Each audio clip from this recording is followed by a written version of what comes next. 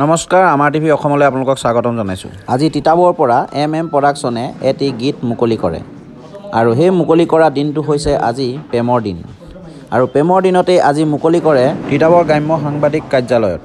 তাত উপস্থিত থাকে গ্ৰাম্য সাংবাদিক সন্থাৰ সভাপতি ৰাজু বৰা, লগতে উপস্থিত থাকে বহুকেইজন গণ্যমান্য ব্যক্তি। MM প্ৰডাকশ্যনে মুকলি কৰা গীতটিৰ নাম হ'ল অভিমানী পিয়া। গীতটিৰ পৰিচালক সুৰ কথা প্ৰাঞ্জলজ্যোতি শইকীয়া। পেছাত তেওঁ এজন 108 এম্বুলেন্সৰ কৰ্মচাৰী। কণ্ঠদান কৰে কৌস্তৱ চেতিয়া।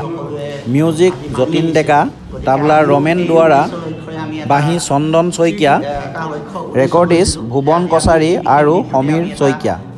সেই গীতটি শুভ আৰম্ভ কৰে পৰমেন্দ্ৰ দেৱনাথে।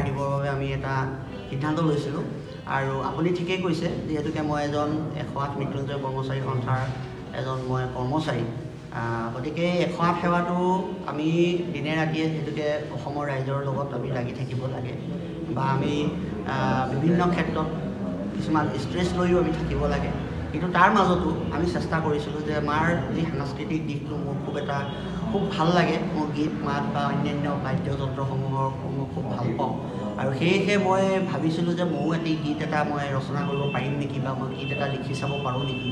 আৰু সেইমতে মই মোৰ মনলৈ অহা কিছুমান কথা অনুভৱ সেইবিলাক মই এটা লিখিত আকাৰত এটা ৰূপ দিছিলোঁ আৰু আজি সেই কালক্ৰমে সেই লিখিত শব্দবিলাকেই এটি গীতলৈ পৰিণত হৈছে।